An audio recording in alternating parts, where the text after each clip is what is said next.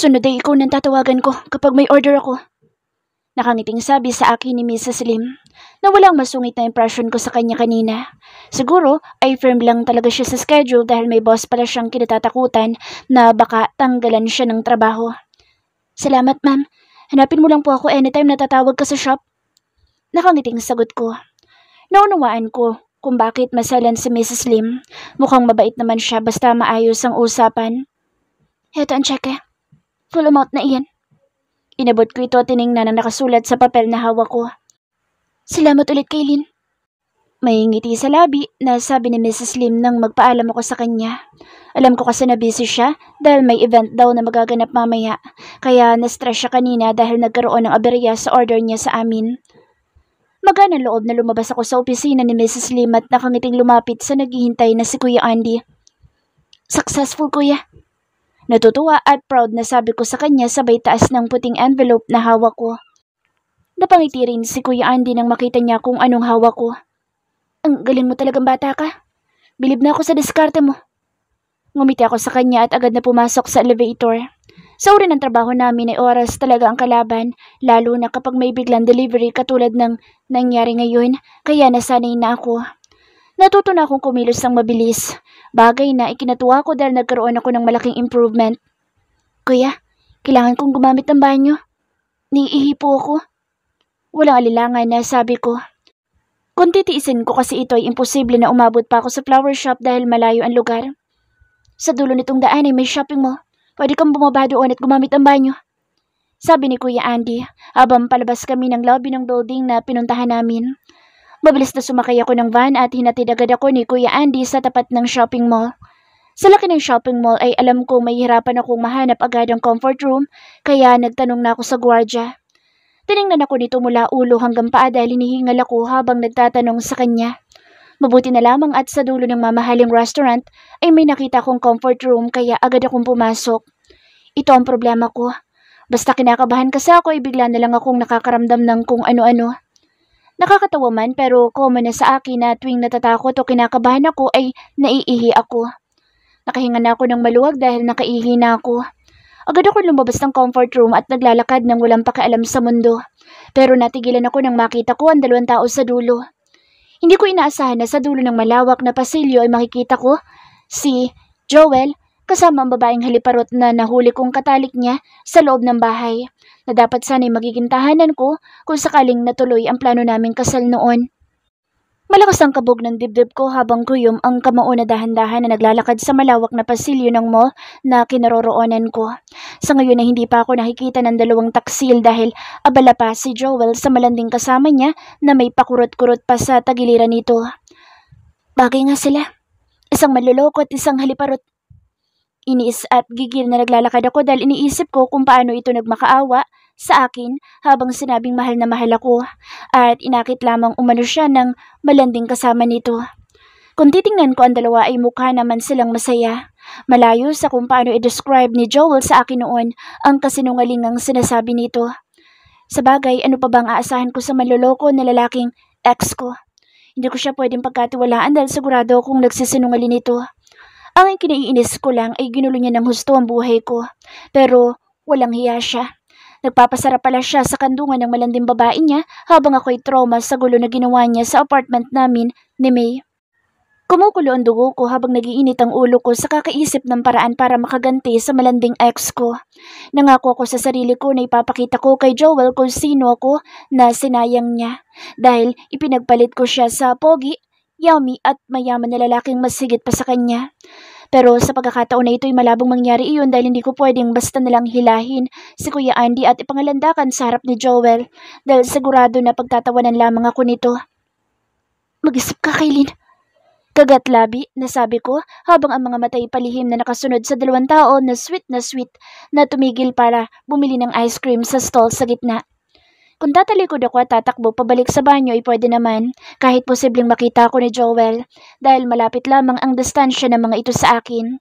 Kita ko pa nga kung paano nagbayad si Joel at malambing na iniabot sa babaeng haliparot ang ice cream na binili ng mga ito. Nanginginig at nanggigigil ako sa galit.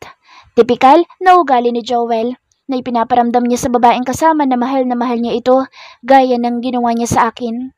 Nagagalit at naiinis ako dahil nauto ako nito sa loob ng mahabang panahon. Kaya mang kamao na bumaling ako ng tingin sa paligid at sakto naman na may lumabas na mga lalaki na kaitim. Pero mas natuon ang atensyon ko sa isang naka-blue na polo habang may hawak na cellphone ang kanang kamay nito. He's a good coach.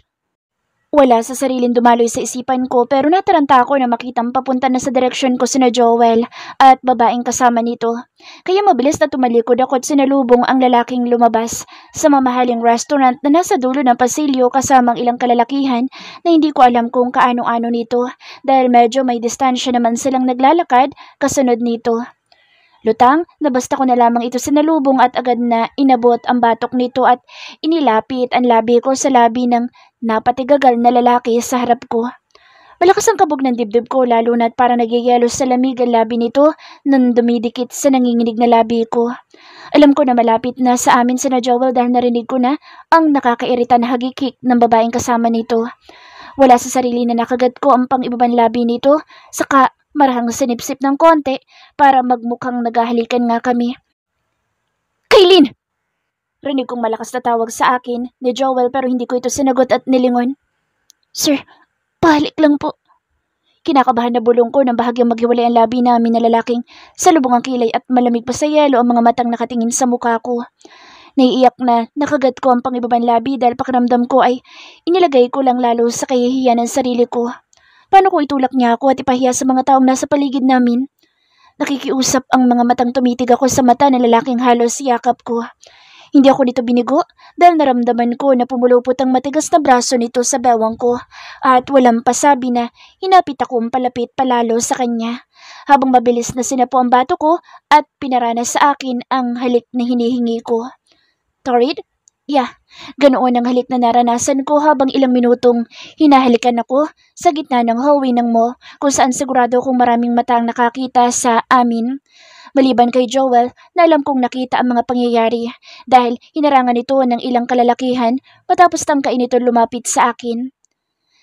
Kagatlabi na bahagyang napaatras ako ng pakawalan na lalaking walang pakialam sa mundo na hinalikan nga ako pero hindi ko magawang kumawala sa mahigpit na pagkakayakap dito sa bewang ko. Let's go home, baby. Malakas na sabi nito sa akin habang nasa bewang ko ang kamay nito. Kita ko kung paano umigting sa galit si Joel. Habang nakasimangot at pumapadyak ang paa ng babaeng kanina lamang ay masayang kaharutan nito ng sulyapan ko. Hindi nga ako nagkamali na oras na makita ako ni Joel ay lalapitan ako nito at posibleng gumawa ng eksena kung nasaan ako. That stupid man. Kahit kailan talaga'y baliw ang lalaking iyon dahil kaya niyang gumawa ng skandalo kahit pakasama nito ang babaeng kalandian niya ng todo. Dahil abala ako sa iniisip ko, ay ngayon lamang bumalik ang matinong bahagi ng isipan ko. Mahigpit na hawak pa rin pala ng lalaking kasama ko ang bewang ko habang naglalakad kami papunta sa kung saan nakasunod ng ilang distansya lamang na mga lalaking akala mo ay dadalo sa binyag at kasal dahil sa formal na mga itsura nito. Typical na men in the black, maliban sa lalaking kasama ko. Sir, hanggang dito na lang po ako. Kinakabahan na sabi ko. Kita ko kung paanong nagkasalubong ang mga kilay nito habang ramdam ko ang kakaibang aura ng pagkatao nito. Hindi siya mukhang ordinaryong lalaki lamang na basta ko pwedeng hilahin mula sa kanto. Itsura pa lamang nito ay nagsusumigaw ng malakas na aura na nagsasabing isa siyang makapangyarihang tao. Lady, alam mo bang ginawa mo? Tanong nito matapos na isandal ako sa isang itim na tinted na sasakyan. Napakurap at kinakabahan na tumango ako dahil malinaw na sa isipan ko ang lahat ng ginawa ko. Hindi ko maiwasan na salubungin ang matalim na mga mata nito na tila ba nagbabanta ng kung ano at sinasabing kailangan nakatakutan ko ito. Pasensya na po. Nabigla lang ako, sir. Wala sa sariling dahilan ko. Sa sulok ng mga mata ko ikita ko kung paano tumalikod sa amin ng mga lalaking nakaitim na coat na kasama nito na tila ba takot na tumingin sa direksyon namin. Lalong lumakas ang kabog ng dibdib ko ng ilang hibla na lang ang layo na mukha nito sa akin at halos magdikit na ang ilong at noo namin. I'm not blinded, stupid, para hindi ko maintindihan ang palabas na ginawa mo. I'm not sure if you're seducing me, but one thing is clear to me. Walang kangiting-ngiting halos ay pabulong nito. Nanayo ang balahibo ko na ipatong nito ang kaliwang braso sa kaliwang side ng ulo ko. Kaya wala akong magawa kundi steady lang ang posisyon ko sa takot na gumalaw at magalit ito. No one simply dare to come closer to me, nor touch me. But you seems different since you kissed me. Sabi nito dahilan para mapalunok ako. Kakaiba ang aura nito. Nagsusumigaw ang kapangyarihan at malakas na personalidad nito. Pasensya na po, sir. Kinakabahan na sagot ko. It's Nicolo. Remember that, dahil sisingilin kita sa serbisyong ginawa ko kanina sa palabas mo. Sabi nito. Napatayo ang nanginginig ng mga binti ko ng tuwid nang basta na lamang bumaba ang labi nito sa nakaawang na labi ko, saka ako mabilis na sinunggaban ng halik na ngayon ko lang naranasan sa buong buhay ko. Wala siyang pakialam na napapalibutan kami ng mga lalaking kasama niya habang mariin akong nakasandal sa sasakyang hindi ko alam kung kanino at naiipit ng malaking katawan nito. Talo ko pa nilalagnat nang bumaba ang labi nito sa leeg ko at gigil na hinalikan ng balat ko ng paulit-ulit. Natauhan lamang kami pareho nang tumunog ang isang sasakyan matapos marahil buksan ito ng kung sino. Binitawan ako ng lalaking humalik sa akin pero hindi nakaligtas sa mga mata ko kung paano naglandas ang basang dila nito sa pang-ibaba niyang labi, saka bahagyang kinagat na tila ba nagpipigil ng kung ano. Nanlalaka ang mga mata na naitulak ko ito nang dumapo sa namamagapan na labi ko ang hintuturo nito, saka pinasadahan ito. Sinamantala ko na palayo siya ng bahagya sa akin at agad na tumakbo akong palayo dito. Pinilit kong makalayo kahit pakita ko na humarang sa daan ko ang ilang lalaking kasama ng taong nakahalikan ko. Pero kalaunan ay tumabi sa gilid nang dumaan ako. Hindi ko alam kung gaano ako katagal na tumatakbo. Dahil sa pawisan ako nang nakalabas ako ng mall at malakas ang kaba na binalikan sa parking ang naghihintay na si Kuya Andy. Ayos ka lang? Nagtataka na tanong ni Kuya. Opo. Kandautan na sagot ko saka mabilis na sumakay sa van without knowing na may mga matang nakasunod sa akin. Tahimik at malayo ang narating na isipan ko nang marating namin ang flower shop hanggang sa makababa ako at pumasok sa loob. Dahil ko pa ang nakalaya sa kulungan na makapasok ako sa room namin ni May dahil pakiramdam ko iligtas na ako. May kakaiba sa lalaking iyon pero hindi ko matukoy kung ano. Ngayon ko lang naisip ang consequences ng bagay na ginawa ko. Oo nga at naipamukha ko kay Joel na pinagpalit ko na siya pero mukhang hindi maganda ang resulta ng ginawa ko. Paano kung may asawa o girlfriend ang lalaking hinalikan ko? Tama. Paano nga ba? Sigurado na masasira ko ang pamilya niya or magkakagulo sila kaya siguro nasabi niya na sisingilin niya ako. Napakurap ako habang paulit-ulit na dumadaloy sa isipan ko ang ginawa kong basta nalang panghalik dito. Paano kung mga chismoso ang kasama nito at sumbong ako sa girlfriend o asawa ni Mr. Masungit? God, ayoko masugod ng kung sino dito at mas skandalo. Antang mo talaga? Hindi ka na naman nag-iisip, Kaylin. Inis na bulyaw ko sa sarili. Saglit pa'y kinalma ko ang sarili ko. Oo nga pala, hindi ako kilala ng lalaking iyon, ni hindi niya alam kung taga saan ako at ano ang pagkakakilanlan ko. Sa naisip ay napanatag ako. Siguro naman ay yun na ang huli naming pagkikita dahil kahit kailan ay hindi na ako tatapak pang muli sa lugar na iyon. Kaya sigurado kung hindi na muling magkikita at magtatagpo pa ang mga landas namin dalawa. Napangiti ako. Tama, imposible iyon kaya mabilis na tumayo ako at naghubad ng damit ko dahil pakiramdam ko ay pinagpawisan ako ng todo. Pagkarating ko kasi dito sa shop ay inabot ko agad kay Miss Charmaine ang cheque at mabilis na pumasok sa silid ko dahil nagpaalam akong masama ang pakiramdam ko. Alam ko na unprofessional iyon pero pasensya na dahil kailangan ko talaga ito ngayon. Dahil maayos na nagawa ko naman ang trabaho ko kaya pinayagan ako ng masayang si Miss Charmaine at sinabing may bonus umano ako. Para ako nakakita ng multo nang hindi sinasadyay napatingin ako sa reflection ko sa salamin sa harap ko. Nanlalaki ang mga matang napatitig ako sa ngayon namumulang mga marka sa leeg ko na sigurado akong kagagawa ng lalaking naging kahalikan ko. Batman, hindi lang isip kong ginulo nito dahil nag-iwan pa siya ng maraming ebidensya sa leeg ko.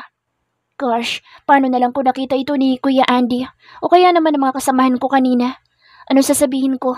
At ano ang muka na ihaharap ko? Problemadong napabuntong hininga na lamang ako. Paano ko itatago ito gayong nakalanta dito sa leeg ko dahil araw-araw na nakataas ang buhok ko sa tuwing bababa ako at magsisimula ng trabaho? Boss, may problema po tayo sa shipment dati sa East. Sabi ng isa sa mga tauhan ko na nakatayo sa harap ko habang nanginginig sa takot na nakayuko. Pinitik ko ang hintuturong daliri ko para palapitin ito dahil kailangan ko ng mapapagbalingan ng oras na hindi ko nagustuhan ang isasagot nito. Boss, na-hold po ang shipments ng kargamento papuntang Russia. Habang nasamsam at na-rescue naman ng mga pulis sa mga babaeng ipapadala sana natin sa Malaysia. Pag-uulat nito. Halos pumutok ang ugat sa bato ko dahil siguradong malaking problema na naman ito. Nasaan si Roji? Tanong ko. Ito kasi ang kanang kamay ko pero wala siya sa mga oras na ito na dapat ay siya ang humaharap sa akin at ibinabalita ang kapalpakan ng trabahong pinagawa ko sa kanya. Nahuli, boss. Sagot ng kaharap ko. Hindi ako nakapagpigil at nasuntok ko ito ng ilang ulit. I hate this mess at lalong ayoko sa lahat ay ang pumapalpak sila sa simpleng trabaho na ipinapagawa ko. Get out in here! Bago pa kita tanggalan ng hininga. Malakas na sigaw ko saka kinuha ang 45 na baril ko saka pinuntahan ng mga tauhan kong mabilis na nag-unahan palabas ng opisina ko.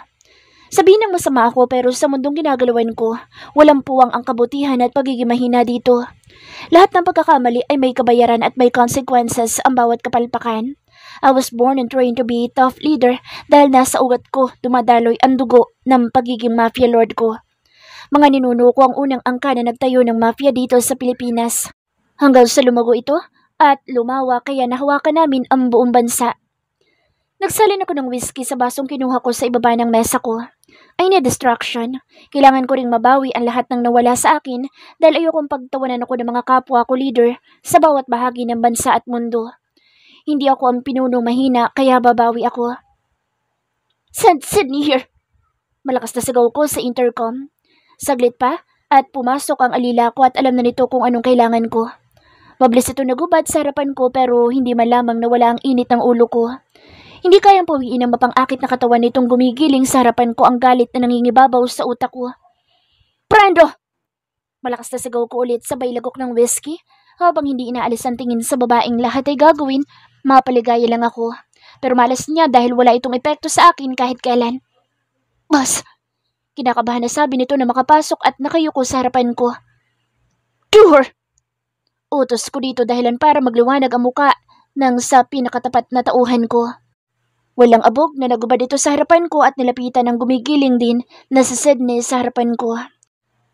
I hate this woman. Malaki ang atraso niya sa akin at alam niyang ito lamang ang kabayaran na gusto ko.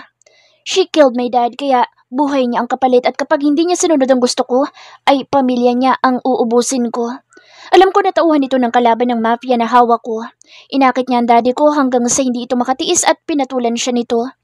Pagpatol na nauwi sa trahedya dahil nilason niya ang aking ama pero hindi siya nakatakas sa matalas na kuko ko. Simula ng araw na iyo'y pinahirapan ko siya at ginawang alila. Hindi para pagsilbihan ako kundi para aliwin ako sa paraang gusto ko. I won't ever touch her, kahit dulo ng nakalalason niyang kuko sa daliri, dahil alam ko na makamandag pa ito. Napangisi ako ng ihiga ni Brando sa Sydney sa carpet, na sahig ko at walang humpay, na nagpakasasa sa katawan nito.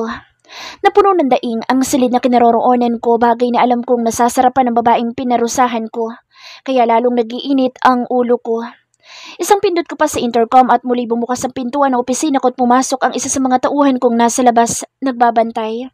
Nakuha nitong ibig ko sabihin at mabilis na umalis pero saglit lamang ay bumalik kasama ang 4 na tauhan ko. This woman will pay every single day of her life. Alam ko kung gaano niya kagusto ang parusang ito kaya may iba akong parusang siguradong mahihirapan siya.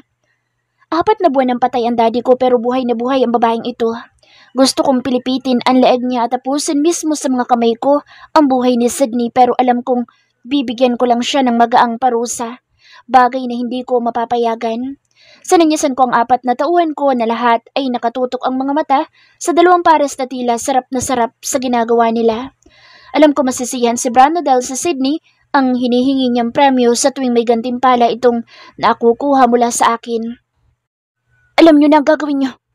Matalim ang mga mata na sabi ko sa mga tauhan ko. Kapag hindi kayo kinaya, patayin niyo na. Pero hintayin niyo na makabalik ako bago niyo sunugin ang bangkay ng babaeng yan. Utos ko. Gusto ko makasiguro at makita mismo ng mga mata ko kung paano naging malupit ang kamatayan nito. Alam ko na nakasangla na ang buhay at kaluluwa ko sa demonyo pero ito lamang ang tanging parusang nababagay sa mga taong ginawa ng masama ang pamilya ko. I won't settle for less at maniningil ako kasama pati ugat at puno nito. Iniwan ko ang mga tauhan ko habang ginagawa nila ang gusto sa babaeng sumira ng buhay ko at ng pamilya ko. Tanging ang mommy ko na lang ang meron ako kaya naman ginagawa ko ang lahat para maprotektahan siya. Malaki ang banta sa buhay ko lalo na ng mga taong malapit sa akin. Kaya hindi ko hahayaan na mapahamak ang mommy ko na tanging pamilya ko at nag-iisang taong nagpapaalala sa akin na totoo akong tao. Sa kanya ko naramdaman na may pamilya ko at halaga sa mundo dahil sa lipunang ginagalawan ko, hindi mahalaga ang puso. Kahinaan. That will lead you to your own self-destruction.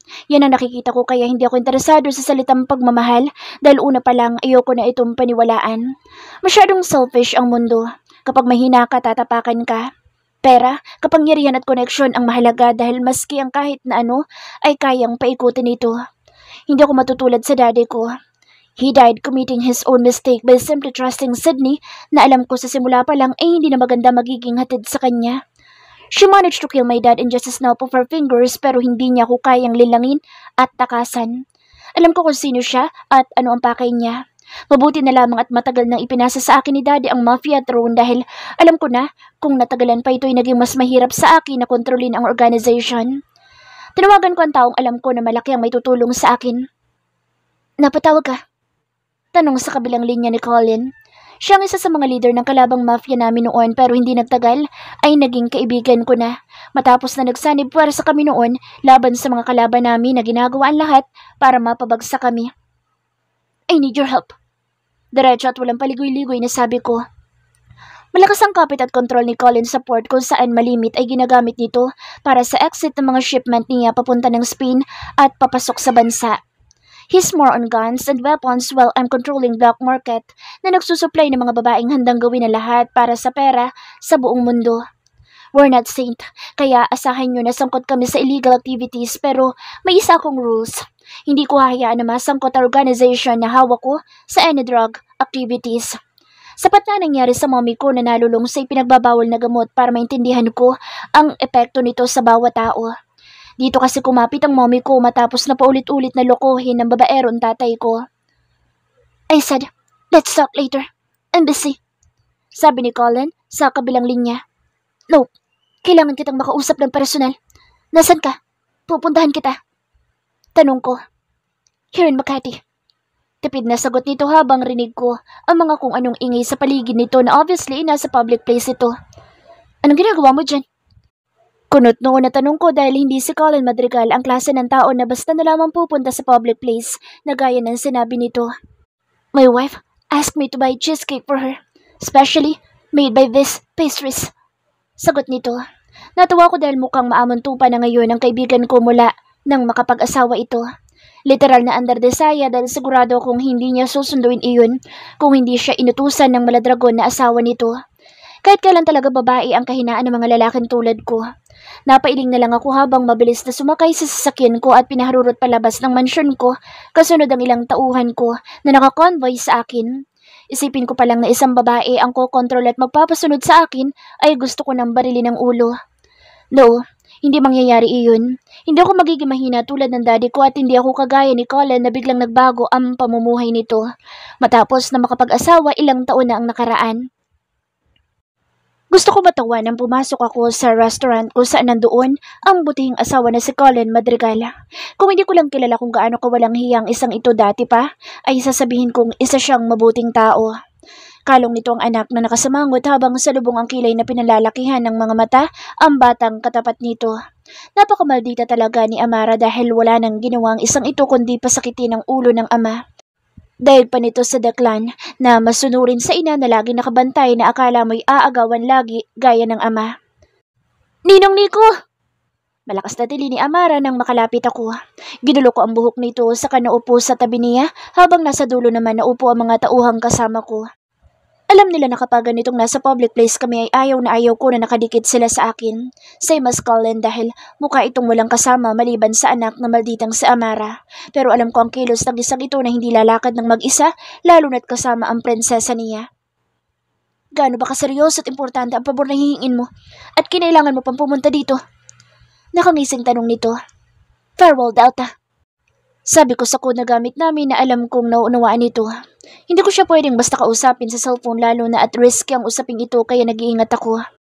Wala na din akong oras para hintayin siyang pumunta sa safe house kung saan may full control ang organization dahil sigurado akong hindi agad ito pupunta lalo na at ganitong kasama ang anak niya. Marami mga bata, galamay at alagad ang mga kalaban namin at may mga bagay na hindi namin pwedeng pag-usapan sa telepono. Kaya mas safe pa na magkita kami ng ganito. Sa side ko, may private phone ako pero simula nang may mahuli akong traidor ay nawala na ako ng tiwala sa paligid ko. Lalong-lalo na sa mga taong nakapalibot sa akin. Maliban kay Rogie na best friend ko at kanang kamay ko. Hindi ko siya pwedeng pabayaan sa loob ng kulungan dahil malaking kawalan siya sa akin. Bukod sa siya ang nakakaalam sa lahat ng major operation ng mga negosyo ko sa loob at labas ng bansa, ay siya din na nag-iisang taong pinagkakatiwalaan ko na parang kapatid. Kita ko na tinawag ni Colin ang kasamang tauhan at ibinigay dito ang anak. Saka inaya ko sa sulok kung saan malayo sa kahit na sino. Pero bago kami nagsimula, inilabas ko ang cellphone ko kung saan naka-install ang tracker ko para sa mga bukas na gadget sa paligid. At sunod na hinak ko para mawalan sila ng signal sa loob na 5 minutong nandito ako. I need your help this time. Name your price. Seryosong sabi ko kay Colin. Alam ko na kaibigan ko siya and he assured before that I can always ask him anything. Pero nasa mundo kami ng negosyo at anytime ay pwedeng magbago ang lahat lalo na at pera at kapangyarihan ng umiiral. Kunot ang noon na sinalubong ni Colin ang tingin ko na tila pinag-aaralan nito ang bagay na sinabi ko. Hindi ko kailangan ng pera mo dahil mas mayaman ako sa'yo. Mayabang na sabi nito. Anong tulong ang kailangan mo? Seryoso na tanong nito. Kailangan kong gamitin ang private port mo para sa transaksyon na delivery ko sa Russia. Masyado ng maraming oras ang nasasayang at hindi ko na pwedeng daanin ito sa legal na paraan. Seryoso din na sagot ko. Okay, consider it as a favor. Pero soon, babayaran mo rin ako ng favor na gusto ko. Sabi nito pero hindi na ako nakasagot dahil dumating ang isang staff ng restaurant at inabot kay Colin ang 5 plastic na may 5 box sa loob. Thank you. Sabi nito sa kausap na muntik na akong mabulunan. Ang laki talaga kasi ng pagbabago ng kaibigan ko. Daig pa niya ang bigla ay naging bagong tao. Kailan pa kayo ito natuto na magpasalamat sa ibang tao? Alam ko na tulad ko din siyang lahat ay kayang bayaran ang kahit ano sa mundo, kaya walang dahilan para pasalamatan ng kahit na sino. Ano mga yan? Hindi ko mapigilan na tanong dito. Naglilihi ngayon sa Irish at ito ang gusto niya kainin. Lagi. Kaya dapat maraming ganito sa bahay ko dahil baka sunugin niya iyon kapag wala ko na ibigay na ganito, lalo na sa madaling araw. Masayang kwento nito. Kita ko kung paano naging maningning ang mga mata ni Colin habang nagkukwento ng tungkol sa asawa. Mukhang napakasaya ng kaibigan ko at kontento ito sa pamilyang binuo. Gusto ko tuloy mainggit dahil may direksyon ang buhay nito. Malayong-malayo sa klase ng buhay na meron kami noon. O paano? Ako na bahala sa port pero siguraduhin mong mailalabas mo ito sa bansa dahil pareho tayong mainit ngayon sa mga parak. Sabi nito, saka ako tinapik sa balikat. Napangiti na lang ako nang umalis ang kaibigan ko. Kaagapay ang malditang si Amara na inikutan lang ako ng mata matapos naguluhin ko ulit ang buhok na ikinairatan nito. Manang-mana talaga ito kay Colin. Kung naging lalaki lang ito, ay baka siya ang sumunod sa yapak ng kaibigan ko. Pero baliktad ang lahat dahil si Dylan na lalaki ang mas mabait kumpara sa kapatid. Sinuswerte pa rin talaga si Colin dahil 8 taon na ang kambal ay magkakaroon na naman pala ng dagdag na anak. Napailing na lang ako. Bakit ba ako naiinggit? Kung ano-anong naiisip ko dahil lamang sa nakita ko kung gaano kasaya ang kaibigan ko. Sinadya ko na ilang minuto nang nakaalis si Colin bago lumabas sa restaurant at pastries na lugar na kinaroroonan ko. Safe kasi na hindi kami magkasama lumabas ayon na rin sa protocol sa security namin mga leader ng mafia. Abala ako na tinatawagan si General Malvar para sa releasing ni Rogie. Tuta ko ang isang ito at wala akong inutos dito na hindi niya ginawa. Sa laki na ibinabayad ko para sa proteksyon ng grupo ko, matakot siyang hindi niya kayang gawin ang iniuutos at gusto ko. Abala ko sa pagbibigay ng instructions dito nang kulang na lang ay madapa ako, nang bigla na lang ay may umabot sa bato ko at hinila ko nito payuko. Kaya napadikit ang labi ko sa labi ng pangahas na babaeng basta nalaman lumapit sa akin at hinalikan ako sa gitna ng maraming tao. Shit, hindi maaari ito. Sa normal na pagkakataon ay baka wala ng buhay ang babaeng ito sa paanan ko. Pero nablangko ang utak ko nang kagatin nito ang ibabang labi ko at sinipsip sa kabahagyang lumayo. Sir, pahalik lang po. Pabulong na sabi nito pero malinaw na narinig ko habang tumama sa pisngi ko ang mainit na hininga na nagmumula dito. Sa ganitong pagkakataon ay itutulak ko ito at hahayaan ng mga tauhan ko na i-handle ang lahat hanggang sa makalayo ako. But it didn't happen this time. Siya ang kauna-unahang babaeng na kaya kong tingnan natitigan ang mga mata ng walang takot at alinlangan. Tila ba may sinasabi ang mga mata nito na pakiramdam ko ay nagmamakaawa sa akin na gawin ang kung ano. I'm not into any woman. Walang kahit na sinong babae ang hinayaan kong makalapit sa akin ng gani-ganito lamang. Lalo na ang basta na lamang halikan ako. Kaylin! Malakas ang boses na tawag ng isang lalaki malapit sa amin. Ang nagtangka na lapitan kami pero naharangan ito ng mga tauhan ko. Ramdam ko kung paano nanigas ang katawan ng babaeng ilang hibla lang ang layo sa labi ko ng labi nito. Kaya hindi ko na pinigilan ang bagay na pakiramdam ko ay kanina ko pa dapat ginawa. Shit, ang bilis na nahapit ko ito sa bewang at nasapo ang batok. Sa kagigil na hinalikan ko ang labing kanina pa, inaanyayahan akong gawin ito. Wala akong pakialam sa paligid lalo na sa mga taong napatingin sa amin dahil na-focus ang atensyon ko sa babaeng nakapikit habang yakap ko ng mahigpit. Kita ko kung paano nagpupumigla sa lalaking akmang lalapit sa amin nang bitawan ko ang tulalang babaeng yakap ko. Kaya malakas na sinabi ko dito na umuwi na kami sa bahay. Halos murahin ko ang sarili ko sa eksena na ginawa ko. I'm not into this shitty thing, but this woman managed to drag me into this situation.